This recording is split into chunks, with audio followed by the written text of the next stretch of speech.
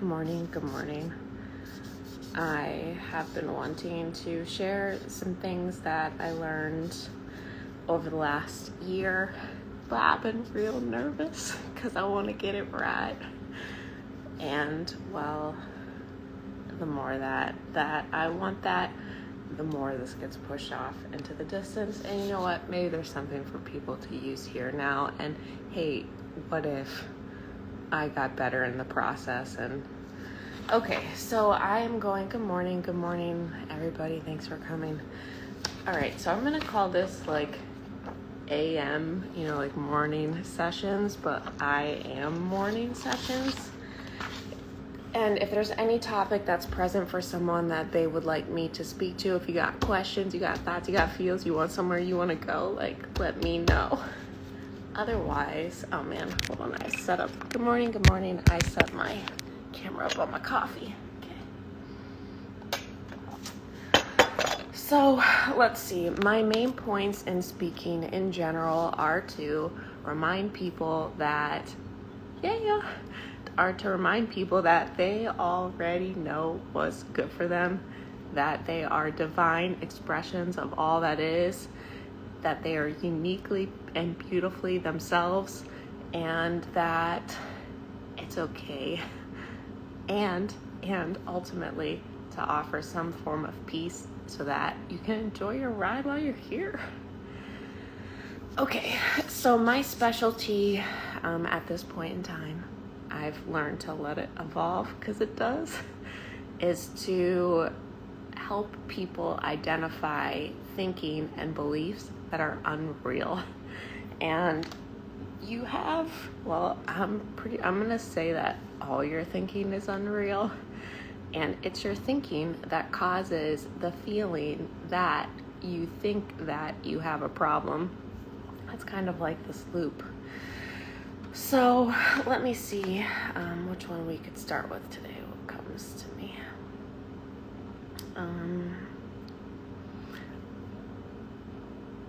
When you are, okay, so let's start with the basics.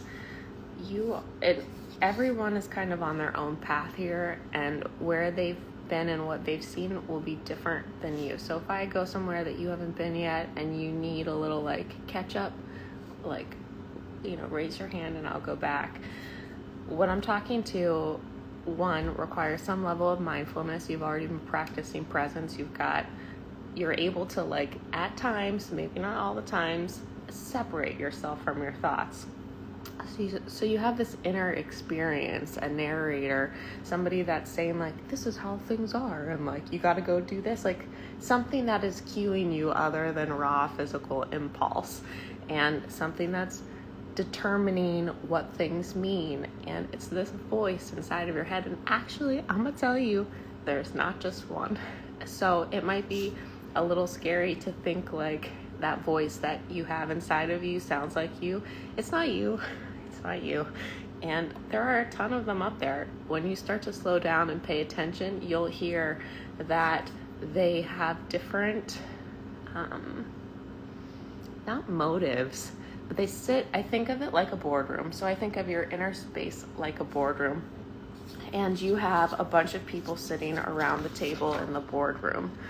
And you have somebody who sits at the boardroom who's your inner child. And your inner child is generally worried about if you're good enough and if you're going to be loved and is it fair. And depending on how your actual childhood experience was, determines how helpful this voice is. Then you'll likely have an inner critic, somebody who's just going to hate no matter what's going on. They're going to talk shit. And then you'll have the dreamer, and you'll have a jokester, and you'll have a lover, and you'll have all these different ways to interpret and talk about what's happening. And if you've been through some shit, the voice that's the loudest is generally the hater, the inner child, or the voices, the hater, the inner child, and somebody who's really afraid, like a warrior that's always don't do it. So while you're interacting with life, you hear this cacophony, this symphony of voices that talk about what's happening and what you should do about it. And none of them are you. None of them. You are actually the voice. You're like at the head of the table and you have no voice. You only listen. So you are the watcher that entertains these different voices, these different thinkers, and can determine what you want to believe in, essentially. Does anyone have any thoughts or feelings so far? Questions? Hopes, dreams?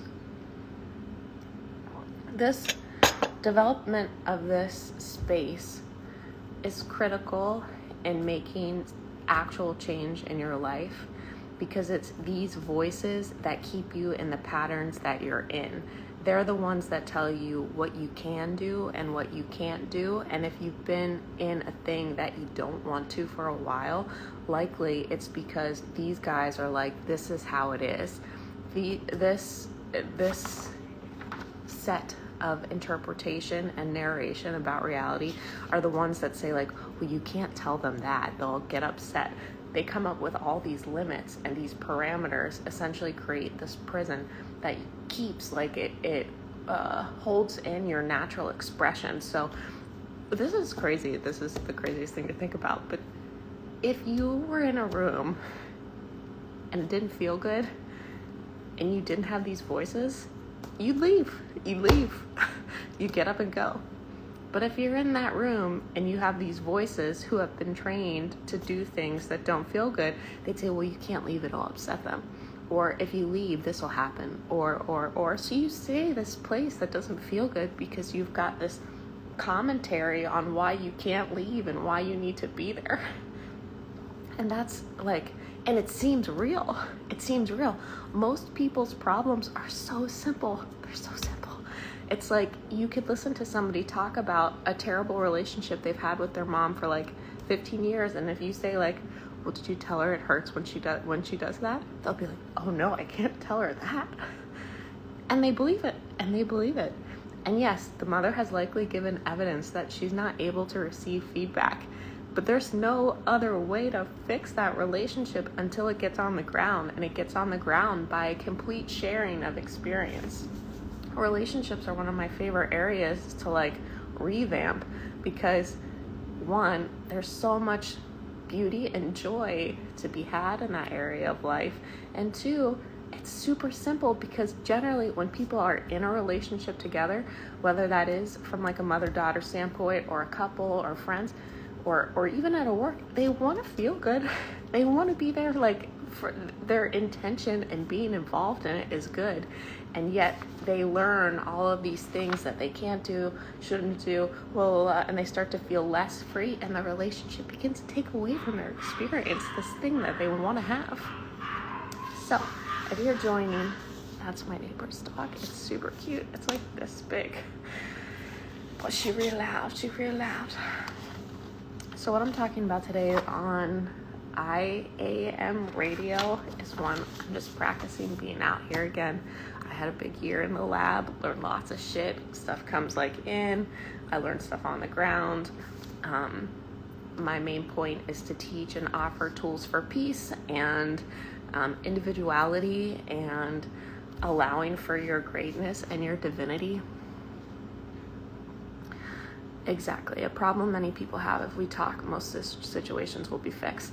Yes. And to start with that, so I work with people who are generally, I don't want to say achievers, but like they want to do well, and they know that they can do well. And in most areas of their lives, they do well.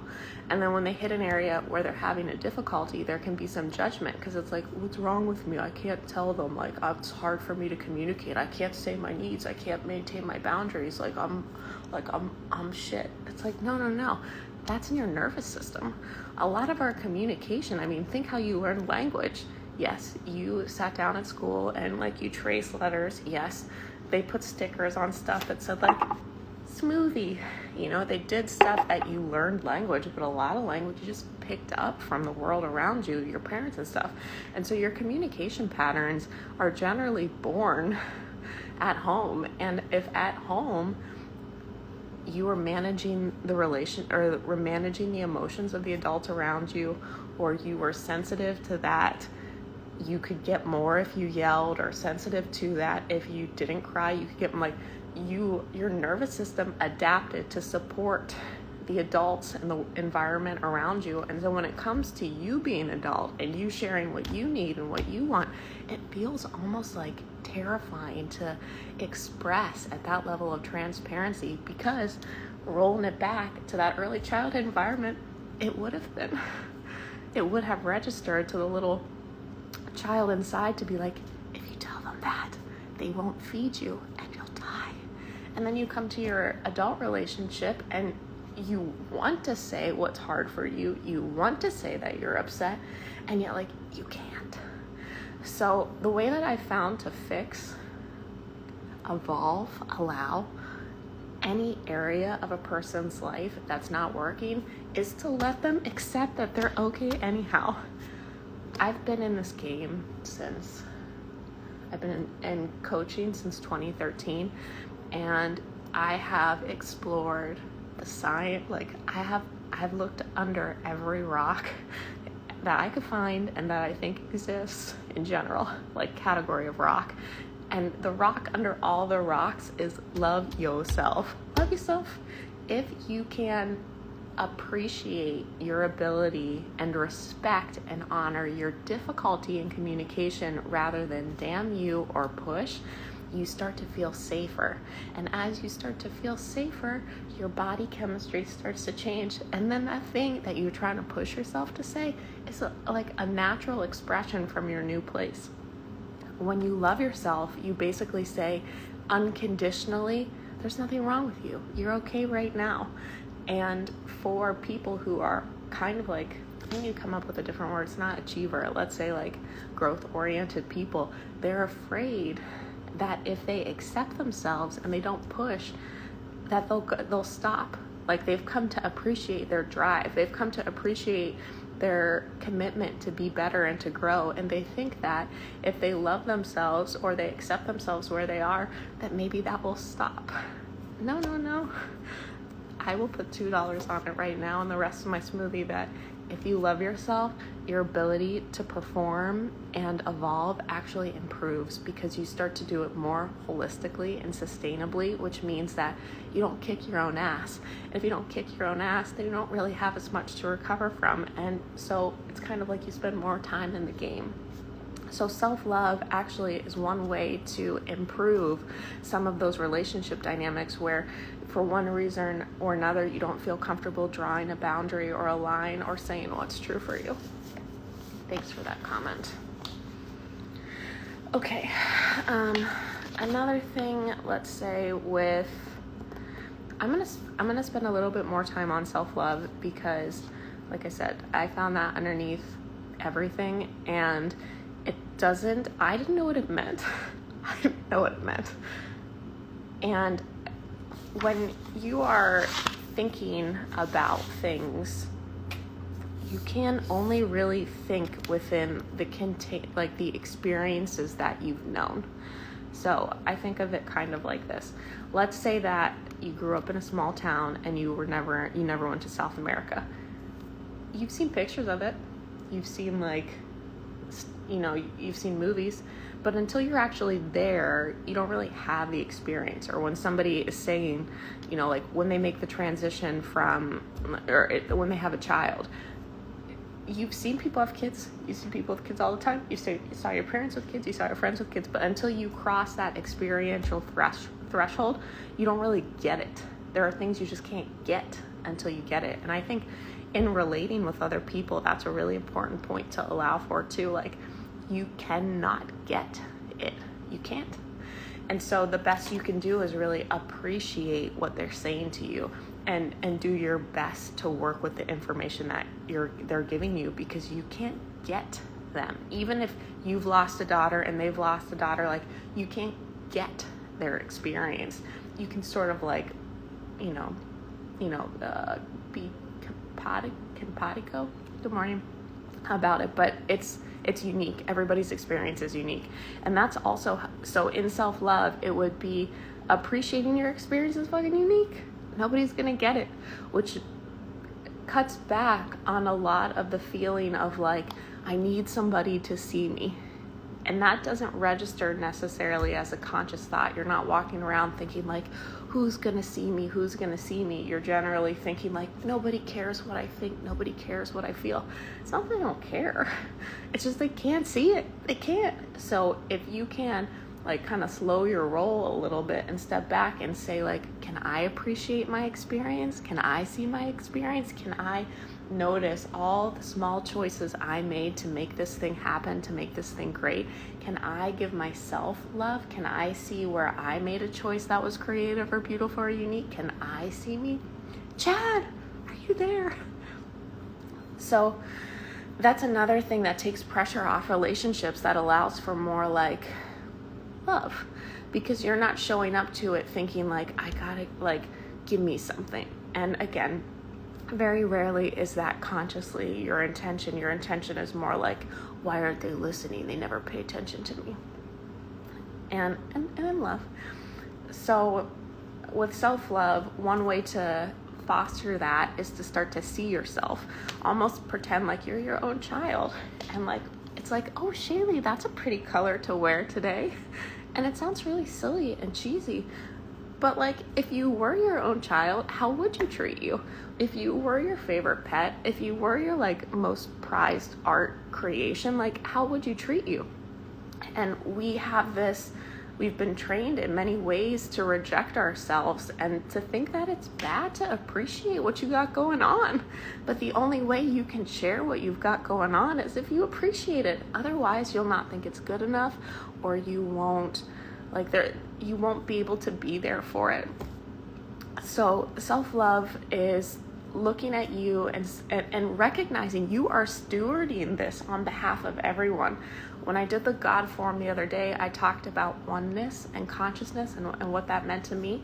And as far as I can tell, humanity is this collective body. And while we appear separate, I'm in my house, you're in your house, we are of one body. So kind of like how within the human body you have, like cells in your hand, cells in your heart, cells in your eyes and your little eyelashes. They're different. Is it different? It's different. It's the same. And without one, there is no other. And the health of the cell here affects the health of the body. The health of the body affects the cell here. And so collectively, we have this energy field, this grid or something, where it's interrelated. And what I'm seeing, and I think like what everyone's seeing, is this rise in awareness where people are coming to see like, oh, we're the same.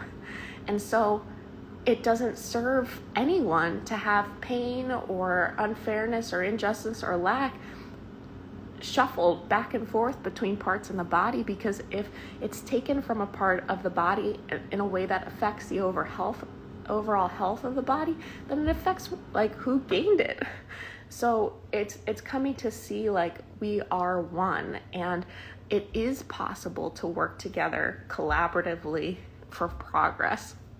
One of the biggest humps that I've personally experienced and that I've seen with clients is the hump from like shit's not working, there's not enough, that they've always been behind the hump, to the other side of the hump where there's enough and it's peaceful and it's kind. It's really tough to imagine something you haven't had, kind of like I was saying with the experiential lines. Like it's almost impossible for the Western mind to fathom what it would be like if we weren't competing, if there was enough. Like how could we do it without it looking like social? Like what is it? And I, for one reason or another, have been blessed to see things, and I've seen the world end a few times, and it's not in a bad, not in like it blows up kind of way, more like the structures that are in place now, they get shaken out and down, and something that's more organic and supportive of the whole arises. And it's beautiful. It is so beautiful. And it would be the same as as simple as having a relationship with your family that you can't imagine, where it would be kind and peaceful and loving, to it being kind and peaceful and loving. And you kind of have to learn to do new things in the second iteration, because the stuff you would do when it wasn't working doesn't work over there. So let's say that you're in that experience now. You likely spend time thinking or feeling about it not working. You likely spend time thinking or feeling about how you're going to get around certain things.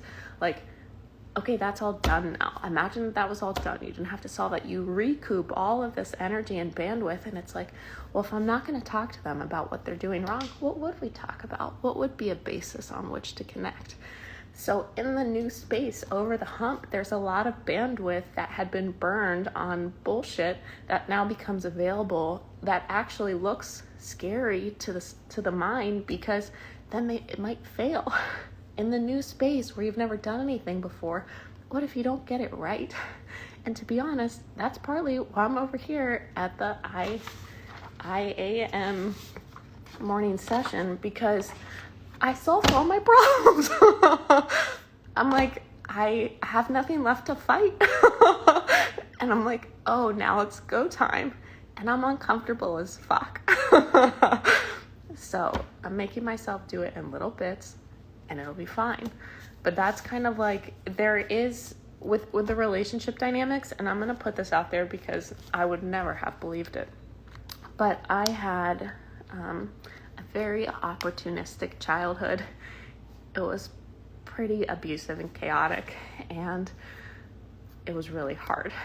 And you don't know that necessarily when you're a child. You kind of tuck and roll with it. But when you're an adult and you see the ways you're not taking care of yourself, then you can kind of like pause and reflect and be like, I wonder where I learned to like fuck things over for myself. Why do I keep picking men like that? Like, you start to see, and there are layers and layers and layers and layers. It goes back and back and back. So that's kind of simplified in talking about it in time to this childhood, but it's enough to kind of like prove the point. Obviously, there were adults involved. When I was like in my 25 to 30, and I look back and I was like, oh man, that wasn't good. I kind of thought like, hey, you guys could have did a better job. I came to forgive everybody because they're just expressions downstream of whatever, and I started to offer them compassion and respect and all these things that they couldn't offer me, and I offered it to myself, and oh my God, our relationships now are great. Great. I didn't talk to my dad for 10 years at one point. I didn't talk to my mom for a while. Like, it was not pretty. And I would not have ever believed that I woke up this morning, I had like a loving message from both of them. It's fucking awesome. It's fucking awesome. And it takes a little bit to like you really have to, you don't really have to, but it would behoove you. What does behoove you mean? I forget. Behoove, I think I'll have to look. Hey girl, you have to like, it makes sense to really practice learning how to let what was rest, because otherwise, hey Shaylee from Aunt Shaylee, it really, you can carry, this is one of the biggest teachings I can offer you as far as peace and self-love. This is another way to express self-love. Here is your moment. It's a bubble. It's a pretty little bubble, and it's what's right here, right now, where you are right now. And while it has a physical component to it, when I'm talking about it, I really mean kind of like your inner world. Like, this is your headspace. Likely you don't have control over your headspace. It took me like a few years to be able to like really know, like, to clear this out. Maybe it'll go faster for you, or maybe you've already been doing it, but there are components of your inner world that are so familiar that you don't even know to clean them out. It's kind of like living next to a train track, and so you always hear that noise, and so you don't think like, oh, I should get rid of that. It's like you don't even hear it. So you have this moment, and in your moment is basically your thought body, like your feeling body, like your emotional body, what's present, and then whatever you are focusing on. You own this. You own your moment. The only things that you put here are what you bring here. And that means that if you want to think about bullshit in the past, if you want to worry about the future, if you want to rehearse conversations, if you want to think about how you were wronged, if you want to damn politicians, like, you want, whatever you want to put in your moment, you can. It's yours. And it's, like I said, it takes a little time to kind of like pull your power back from these places that you think control you or you think you need to fight. But when you come to this place, like, this is your creative spot. This is from which all else flows, and it's yours. So when you come to peace with and accept the past, which does take, or did for me, some level of emotional reconciliation. I cried for a while, long time, and not like it was like sobbing from like the core of my being, but eventually kind of like cleared out in a way that now it's pretty nice. I'm not trying to escape myself anymore. And you don't necessarily recognize you're trying to escape yourself or your moment. It instead shows up like, I need to figure out how to get over there, or like, what if I was different or better or had more money, or I got to get out of this, or oh, I got to make them do that. It looks like, here, let me control things. Let me try to like change what's happening. Very rarely is our actual intention, our actual impetus for thinking in our awareness. What we believe inspires thought, and we hear the thought, and unless you have space from it, you believe it. So it's kind of like sitting at a kitchen table, you hear somebody yell behind you like, we got to get more taco shells or something. And so you're like, okay, I'll go get more taco shells. You don't like, that might have been on the TV.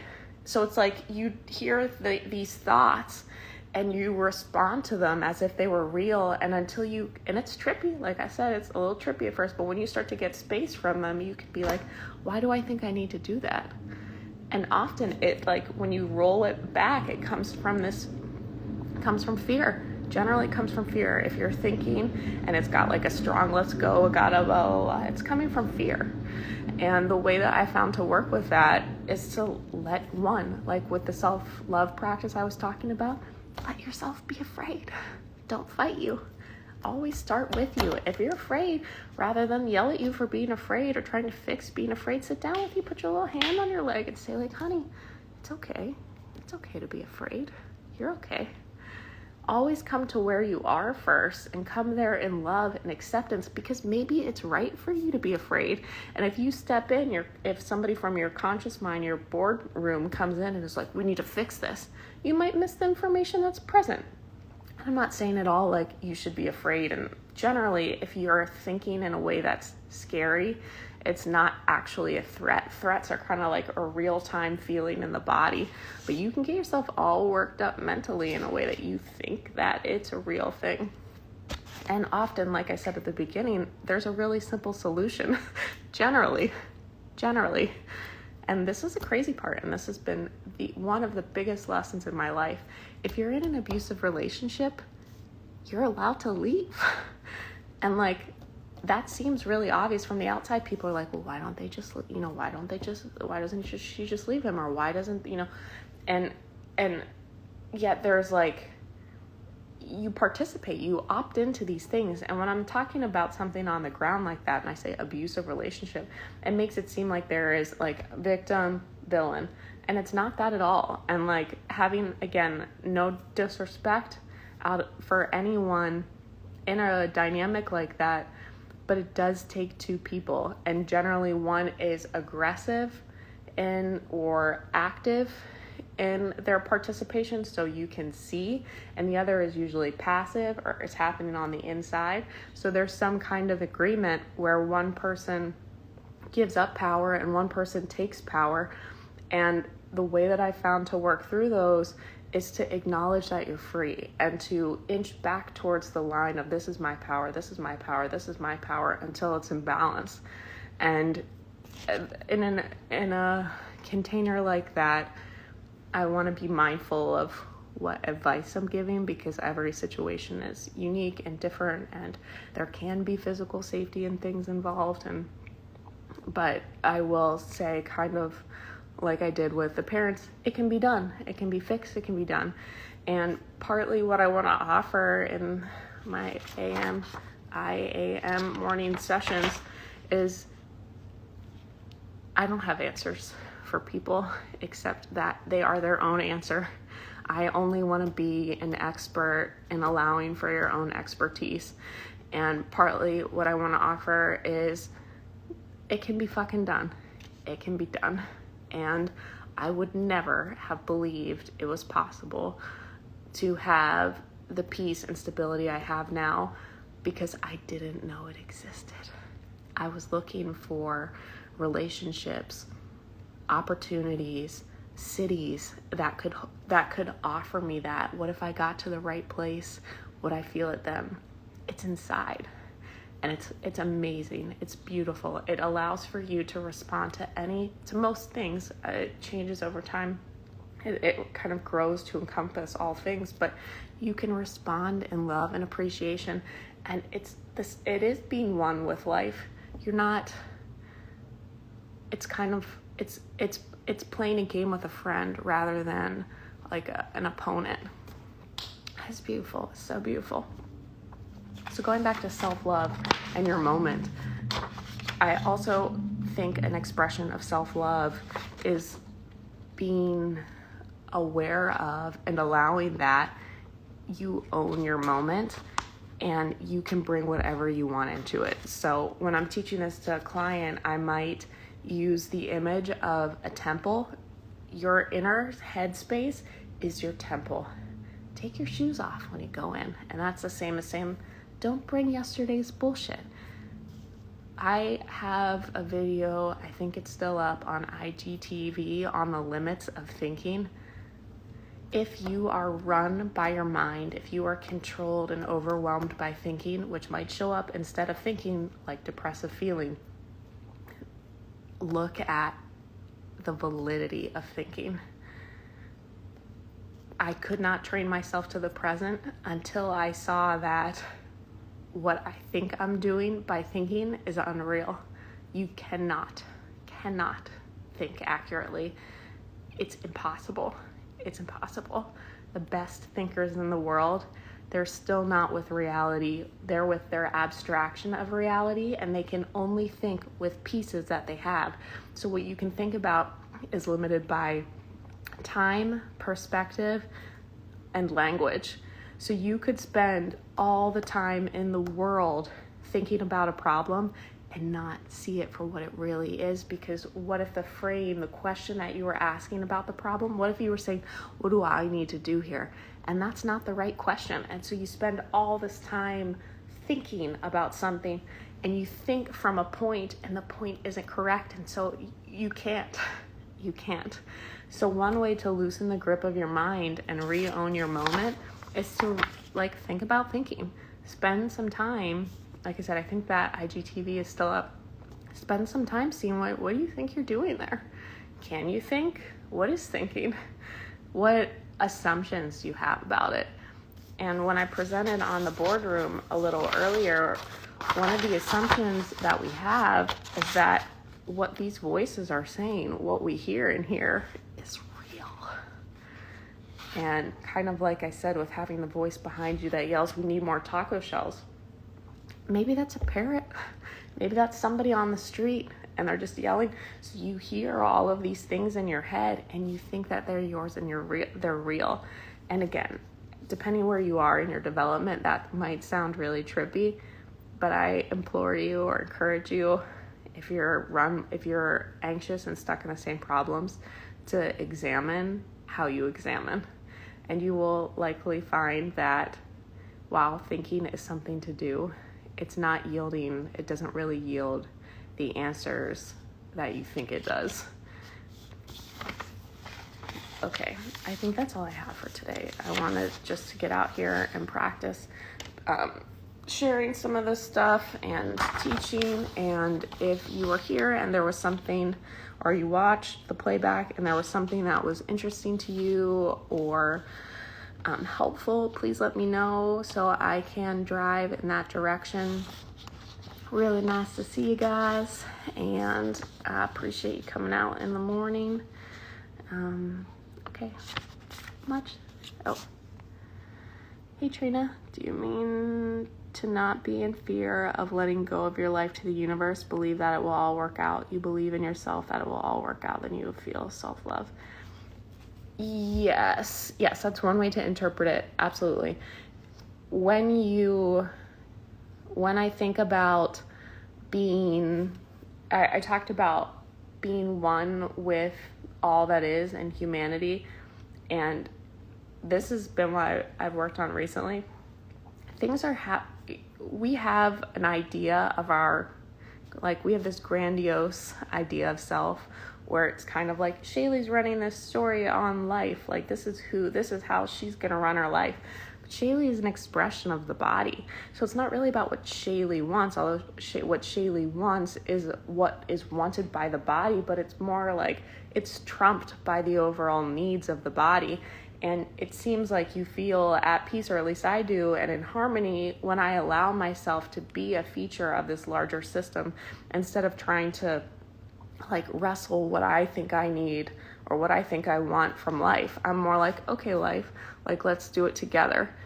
And when I allow for myself to be part of a larger system, then it does feel kind of like it. The quantum field. I think there's an old Deepak Chopra book, but it's fucking intelligent. There are quotes from the Bible I really love, but I can't be still and know that I'm God. And there's some other ones where I have ways you know not of, where I have come to terms with I don't know how things should work or how they could work, and I take my hands off of it and I let God do it. And to me, God is that overall organism that is everything, that is everybody, that is I let the quantum field organize itself around my intention or health or well-being or the overall intention, health, well-being of the system, rather than think I need to go out there and do something. I am an illusion. I'm sitting here, but one of my favorite things is to really start to break apart the hold of your mind, which most thinking that doesn't serve you comes from a place of fear. Most fear is around knowing who you really are, which is you weren't born and you can't die. So I appear solid, but I'm mostly empty space, and I'm also a feature of this overall body. So Shaylee is, and I'll have to do one about how you think about yourself, but you can't either. You really can't see yourself at all. And the personal history that you have, the ideas that you have about this is who I am, this is how I work, they're not accurate either. So you walk around with this personal history, this leather-bound book that says I'm these things, this is who I am, and you're not that. Even if we push the illusion aside, if we push the divinity idea aside, and we look at it very much on the ground, the ideas that you have about your life, when you recorded them, you were in a place, you had a personal perspective. So something happened on the street, you were there, you noticed it, you thought this happened, and maybe you thought this is what it means about me, and you record it. You step into another experience, you consult your book, this is what this means, this is who I am. Let's say that you only saw a portion of what happened on the street. Let's say that you showed up to that event with an idea from a movie that you used to interpret it, and so you saw everything, but you interpreted it from this place, and yet you built your life on your conclusion of that thing. And so we go along life building all these conclusions about what things are and who we are, and they're not complete. They're not complete. And it's not necessarily bad. It's not bad or wrong. It's just helpful to be mindful when you're using that information in your forward motion. Is it containing you, or is it supporting you? If you have an idea about who you are, most of the most hurtful ideas you have about yourself aren't registered consciously. You're not really aware that you think that you're not worthy of love, or that you're not fast enough or good enough. You don't necessarily think that, but it shows up in what you choose to think about, what you choose to pursue. And that idea, I'm not worthy, I'm not lovable, maybe you pick that up from your caregivers who didn't know that they were worthy or lovable, and so they couldn't teach you that. And so there's this kind of cascade of stuff that seems to get to a point in a person, and I'm blessed to know them all over the world, where the discomfort that they felt from all the bullshit that they carried was so much that they went through this combustion process to see, or to kind of fix it. But again, that's happening at a body level, and it's kind of pushed out through the individuals. So yes, there is an individual. Yes, it is their personal story. Yes, it is their personal pain. In the same way, it's not. Okay, so yes, Trina, with what you were saying, it is a level of trust and allowing, and you can come at it from a place of, you can come at it from a faith standpoint and sort of saying like, I would like this to be true, or I believe this to be true for whatever reason. Or you can come at it from the ground, like I said, where you're not separate from everything. The way you think you can control stuff, you don't. And so it almost, from a process of elimination, all you have left is to trust the universe. And that was kind of my personal journey. I started out a few years ago, and I could tell you a lot of this stuff about like how the universe worked. But I, one reason or another, got to experience not believing that, and all of those relationships rebuilt from the ground in a way that I could see like, that is real. And it's not real because I want it to be real or I need it to be real. It's real in a way, it almost, like I said, by process of elimination. It's real because these other things we think are real aren't. And I am open and believing that there are, what I currently perceive as real has layers and layers and layers behind it. It seems like anything I could possibly comprehend with my mind isn't complete. It can't be. So what I'm working with when I work with information, or when I'm working with somebody else, is not necessarily what's true, because I can't say what's true. I don't know. But I can say what's not true and what that points to and what seems to be more true or more helpful or more inclusive.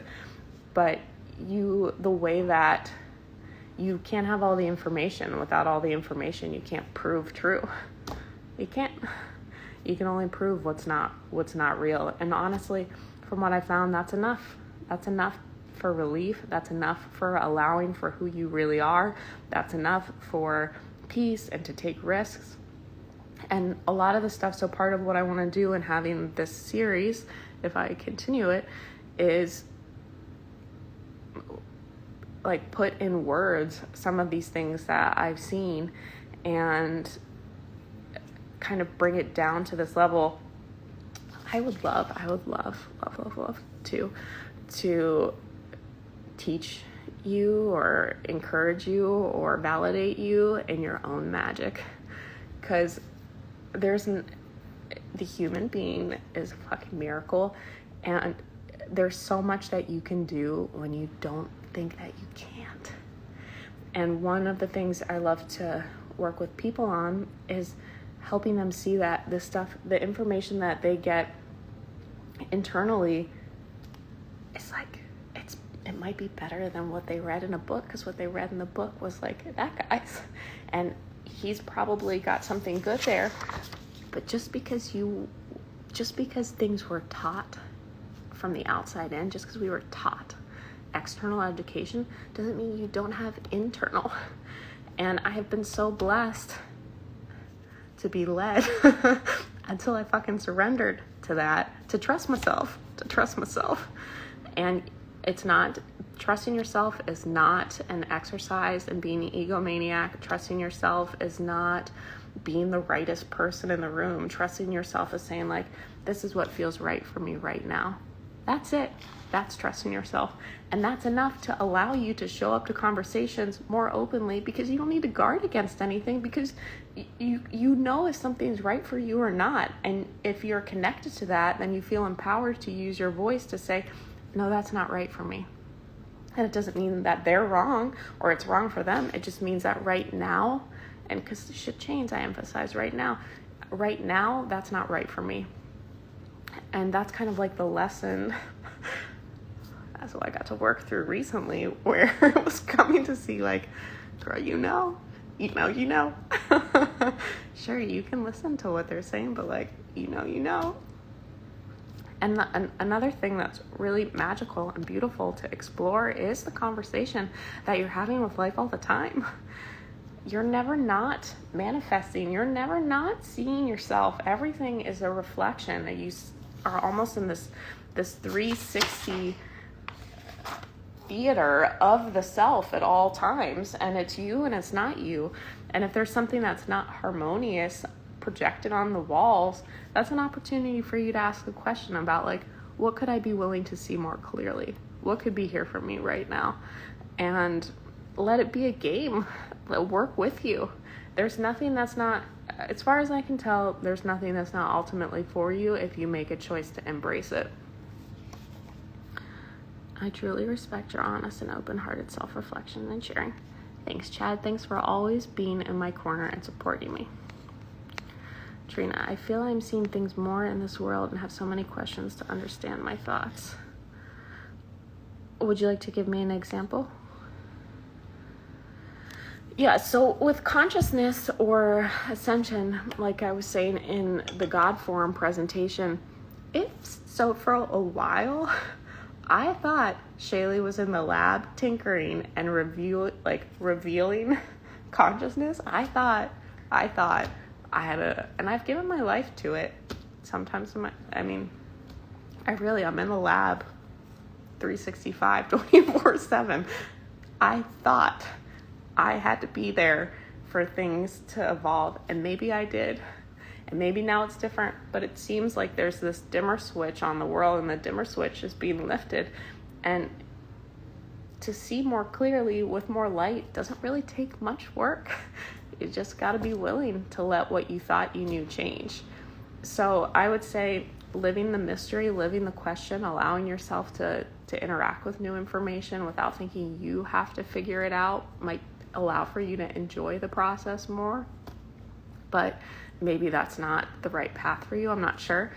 I think another thing I want to offer is that we only think it has to be hard. We only think it has to suck. And those were other big lessons I got to learn. It doesn't. It does until it doesn't. Yeah, we're divine expressions of all that is. We can make it whatever we want. If you need to be a hero story, I needed to prove my worth. I needed to earn things. I thought I did. So I made shit hard. It was kind of like someone was passing me pre-made smoothie, and I'd cover my eyes, tie my hands behind my back, and say okay, I can do this. I can drink this. Where it's or you could just do this and then create something new. But it's all perfect. It's all divine.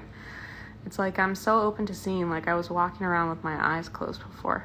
Yeah, there is a level of mass hypnosis that, and when I say that, I've spent a lot of time exploring this. I don't want to make a bad guy. I heard that there are bad guys.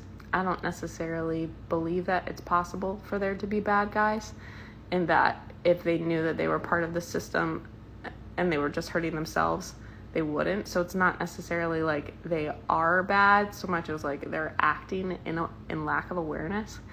But partly there does seem to be, there is kind of a pacing. It's you can't see it till you see it. But yes, I think the experience that you're having is common.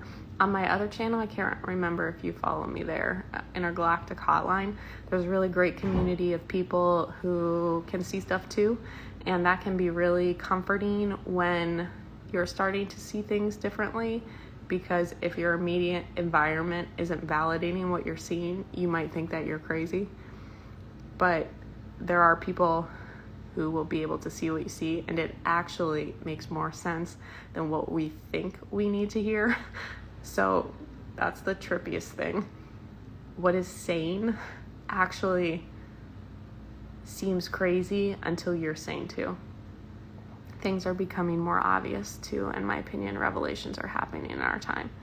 Yeah, it's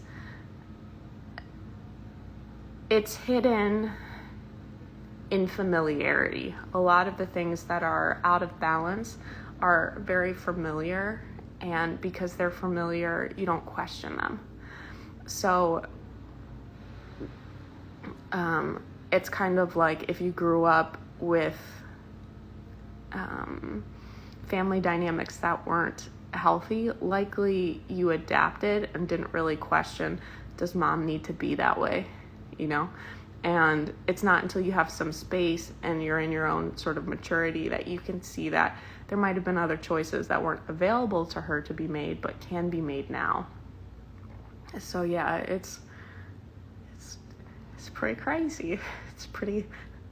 I would also recommend a sense of humor if you're on any of those paths, because you can take things personally and you can make things mean a bunch of stuff, and you can make yourself pretty sad and mad about it, or at least I did. Or you can look for what might be funny about it.